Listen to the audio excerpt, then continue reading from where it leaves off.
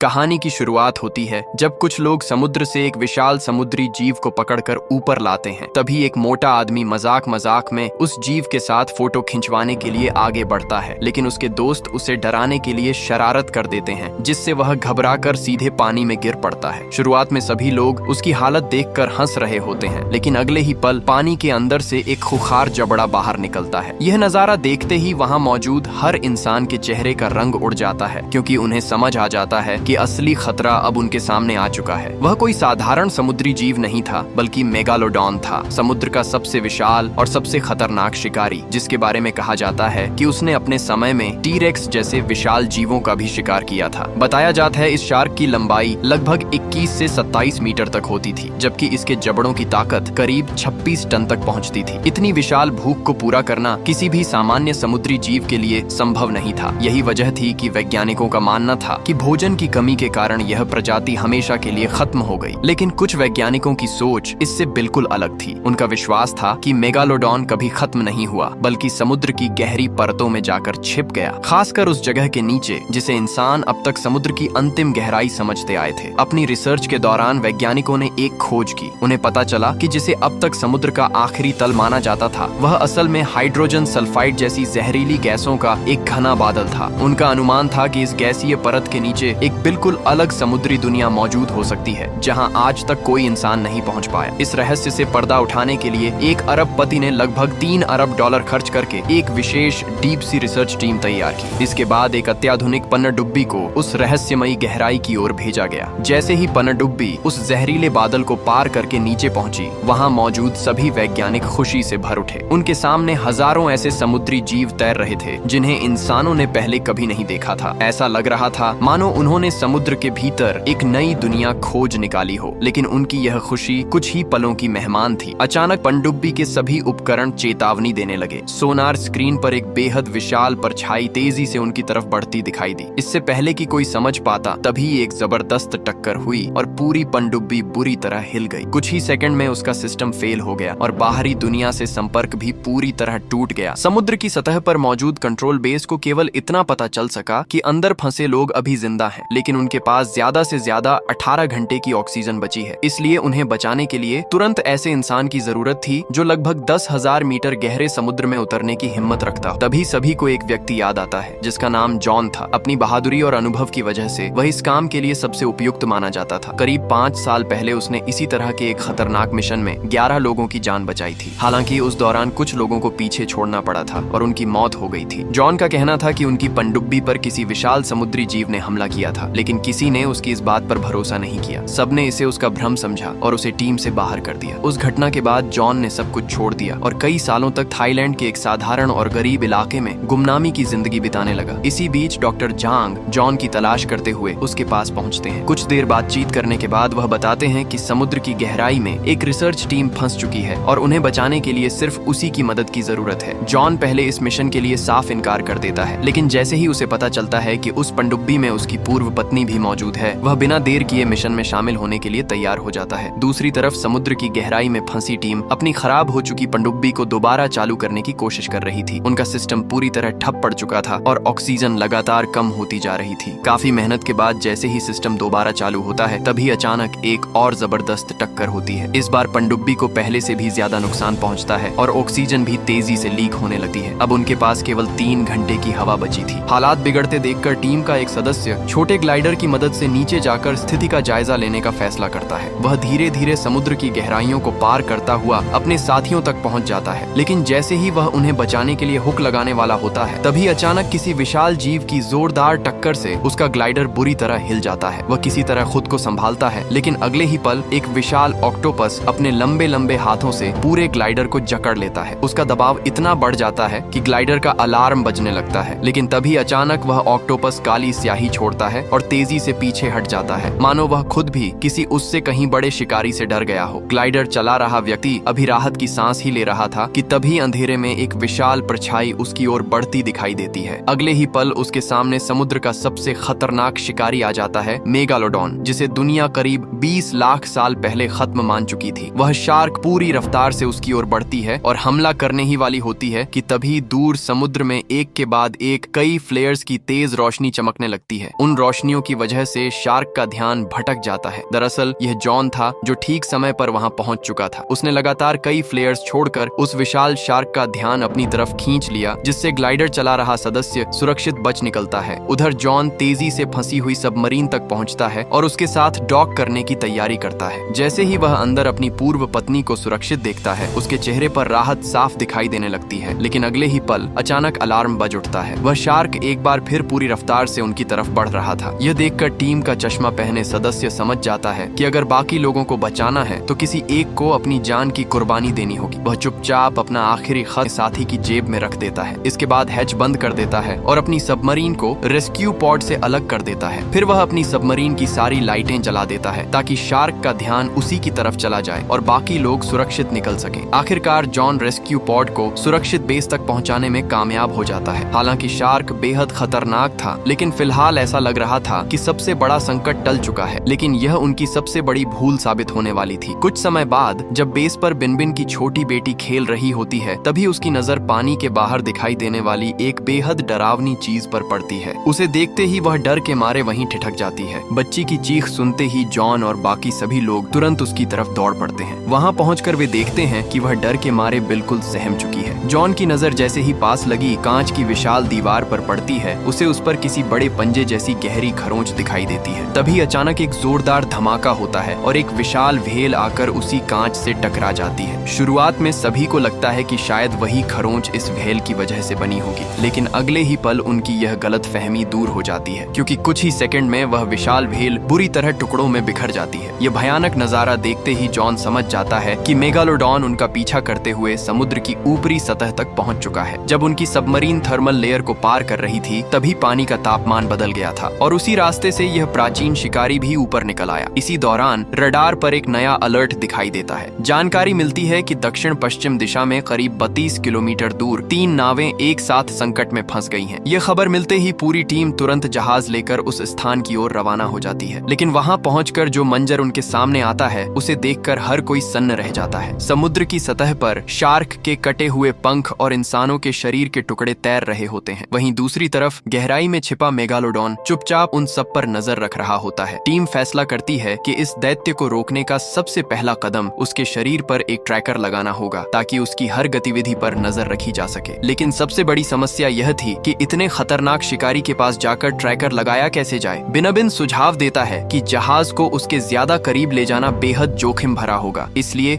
किसी एक इंसान को सीधे पानी में उतरकर यह काम करना पड़ेगा। काफी सोच विचार के बाद आखिरकार यह जिम्मेदारी जॉन अपने ऊपर ले लेता है। इसके बाद वह ट्रैकर गन लेकर समुद्र में छलांग लगा देता है। धीरे धीरे वह मेगालोडॉन के बेहद करीब पहुंचता है। सही मौका मिलते ही वह ट्रैकर गन से निशाना साधकर फायर करता है और ट्रैकर सीधे उस विशाल शार्क के शरीर में जाकर धंस जाता है। जैसे ही ट्रैकर के सक्रिय होने की पुष्टि होती है, ऊपर मौजूद साथी तुरंत रस्सी की मदद से जॉन को वापस खींचने लगते हैं। लेकिन इस हलचल से मेगालोडॉन सतर्क हो जाता है। वह गुस्से में पूरी रफ्तार से जॉन की ओर बढ़ता है। अपनी जान बचाने के लिए जॉन तुरंत अपना भारी उपकरण छोड़ देता है और पूरी ताकत से जहाज की तरफ तैरने लगता है। इसके साथ ही समुद्र के भीतर एक बेहद खतरनाक पीछा शुरू हो जाता है, जहां एक छोटी सी गलती भी उसकी मौत की वजह बन सकती थी। जैसे ही जॉन नाव के बिल्कुल करीब पहुंचता है, उसी पल मेगालोडॉन पीछे से बिजली की रफ्तार से हमला करता है और अपने विशाल जबड़े से उसे दबोचने की कोशिश करता है। लेकिन किस्मत उसका साथ देती है। वह बाल बाल बचते हुए नाव पर चढ़ने में कामयाब हो जाता है। अब जबकि मेगालोडॉन पर ट्रैकर लग चुका था, टीम का अगला लक्ष्य साफ था, इस प्राचीन शिकारी का हमेशा के लिए अंत करना। कुछ ही देर बाद वे एक खास तरह का मजबूत शार्क केज तैयार करते हैं। इस बार उस केज के अंदर बिनबिन को भेजा जाता है। वह पिंजरे के साथ धीरे धीरे समुद्र में उतरता है, जबकि ऊपर मौजूद साथी चारों तरफ चारा फेंक देते हैं। जैसे ही बड़ी संख्या में मछलियां पिंजरे के आसपास इकट्ठा होने लगती हैं, खून की गंध से आकर्षित होकर मेगालोडॉन भी वहां पहुंच जाता है। बिनबिन तुरंत जहरीली हार्पून गन उठाकर निशाना साधता है, लेकिन निशाना चूक जाता है। बिनबिन अभी समझ ही नहीं पाता कि आखिर हुआ क्या है। तभी अगले ही पल वह दैत्य बिजली जैसी रफ्तार से वापस लौटता है और सीधे पूरे पिंजरे को अपने विशाल जबड़ों में दबाकर घसीटना शुरू कर देता है। मेगालोडॉन की ताकत से कुछ ही पलों में मजबूत लोहे का पिंजरा भी टूटने लगा। उसी मौके का फायदा उठाते हुए बिनबिन ने अपनी हार्पून गन से फायर किया। जहरीला तीर सीधा मेगालोडॉन के शरीर में जाकर धंस गया। तीर लगते ही विशाल शार्क दर्द से तड़प उठी और पिंजरे को छोड़कर दूर चली गई। बिनबिन को लगा कि अब खतरा टल चुका है, लेकिन अगले ही पल मेगालोडॉन फिर से पलट कर आया और इस बार उसने पूरे पिंजरे को ही अपने विशाल जबड़ों में दबाने की कोशिश की। यह सब देखकर जॉन बिना एक पल घमवाए सीधे समुद्र में छलांग लगा देता है। वह रस्सी के सहारे तेजी से नीचे पहुंचता है और पिंजरे को ढीला कर देता है। लेकिन इसी दौरान बिन की ऑक्सीजन टंकी खत्म हो जाती है और उसकी हवा तेजी से खत्म होने लगती है। जॉन तुरंत पिंजरा खोलता है और बिन को बाहर निकाल लेता है। दोनों अभी वहां से निकलने ही वाले होते हैं कि तभी मेगालोडॉन एक बार फिर पूरी रफ्तार से उनकी ओर झपट पड़ता है। ऐसा लग रहा था कि इस बार दोनों का बचना नामुमकिन है, लेकिन तभी विशाल शार्क रस्सियों में उलझ जाती है और कुछ सेकंड के लिए फंस जाती है। यही मौका दोनों की जान बचा देता है और वे वहां से दूर निकलने में सफल हो जाते हैं। कुछ ही देर बाद जहरीले हार्पून का असर दिखाई देने लगता है। मेगालोडॉन की रफ्तार धीरे धीरे कम होने लगती है और आखिरकार वह पूरी तरह शांत होकर समुद्र में तैरना बंद कर देता है। इस मौके का फायदा उठाकर जॉन बिन को सुरक्षित ऊपर ले आता है। टीम तुरंत उसका इलाज शुरू कर देती है और काफी कोशिशों के बाद आखिरकार उसकी जान बचा ली जाती है। होश में आने के बाद जब बिन डेक पर पहुंचता है तो देखता है कि उस विशाल शार्क को मोटी रस्सियों से बांधकर जहाज पर खींच लिया गया है। उसी समय वह मोटा आदमी एक बार फिर उत्साह में उसके साथ फोटो खिंचवाने की जिद करने लगता है। तभी अचानक शार्क हल्की सी हिलती है और वह घबराकर सीधे पानी में जा गिरता है। लेकिन अगले ही पल सभी को पता चलता है कि यह उसके दोस्तों की शरारत थी। हालांकि यह मजाक ज्यादा देर नहीं चलता। अचानक समुद्र की गहराई से पहले से भी कहीं ज्यादा विशाल एक साया उनकी ओर बढ़ता दिखाई देता है। अगले ही सेकंड वह दैत्याकार शार्क जोरदार हमला करती है। वह बंधी हुई शार्क को एक ही झटके में निगल जाती है और उसके टकराने से पूरा जहाज भी बुरी तरह हिल जाता है। तभी सभी को एहसास होता है कि जिसे उन्होंने मार गिराया था वह असल मेगालोडॉन नहीं बल्कि उसका बच्चा था। असली दैत्य तो अभी भी जिंदा था। अब स्थिति पहले से कहीं ज्यादा खतरनाक हो चुकी थी। टीम का एक सदस्य बाकी लोगों को भागने का मौका देने के लिए जानबूझकर पानी पर जोर जोर से हाथ मारने लगता है ताकि मेगालोडॉन का ध्यान उसकी तरफ चला जाए। योजना काम कर जाती है। विशाल शार्क उसी की ओर बढ़ती है, उसे अपना शिकार बना लेती है और फिर दूसरी दिशा में तैर जाती है। इस मौके का फायदा उठाकर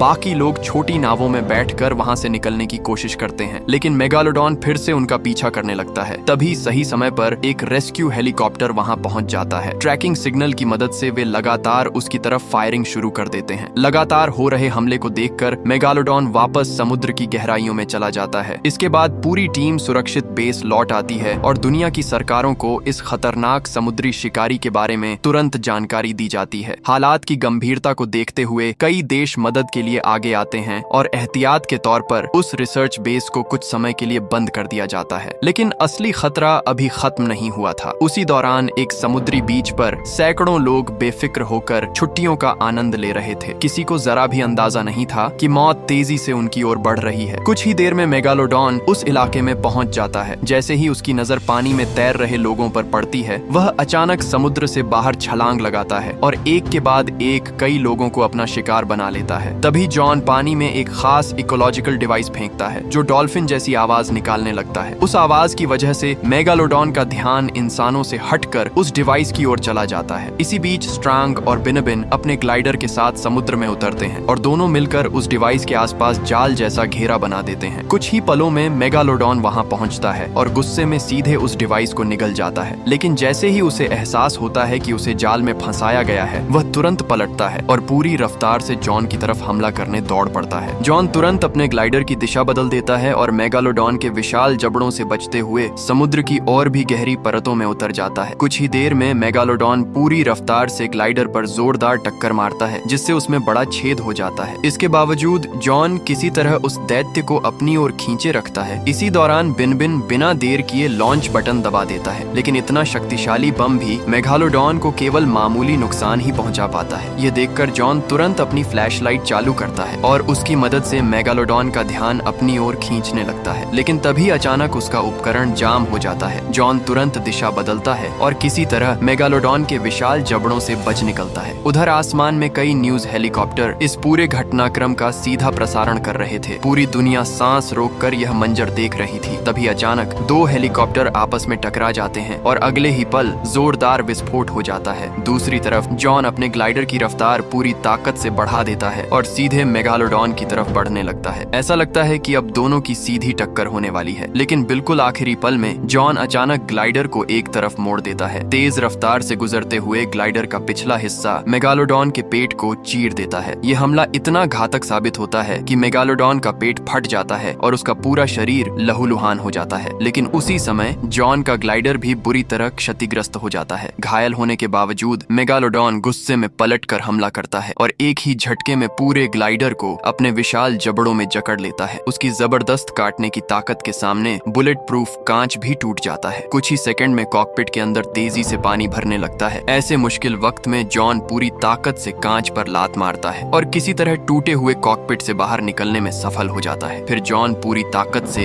हारपून उसकी आंख में घुसा देता है। तेज दर्द से तड़पकर विशाल शार्क पानी से बाहर उछल जाती है। उसी मौके का फायदा उठाते हुए जॉन लगातार कई हारपून उसके शरीर में दाग देता है। आखिरकार वह प्राचीन शिकारी, जिसे दुनिया करीब 20 लाख साल पहले विलुप्त मान चुकी थी, हमेशा के लिए खत्म हो जाता है। उसके विशाल शरीर से निकलता खून पूरे समुद्र में फैल जाता है। खून की गंध महसूस करते ही चारों ओर से दूसरी शार्कें वहां पहुंचने लगती हैं और उस विशाल शव पर टूट पड़ती हैं। इसी बीच बिन बिन तेजी से वहां पहुंचता है और जॉन को सुरक्षित पानी से बाहर निकाल लेता है। तो गाइस, अगर आपको वीडियो अच्छी लगी हो तो वीडियो को लाइक करें और कमेंट कर बताएं आपको नेक्स्ट वीडियो कौन सी मूवी पर चाहिए और चैनल को सब्सक्राइब करना ना भूलें। Thank you so much.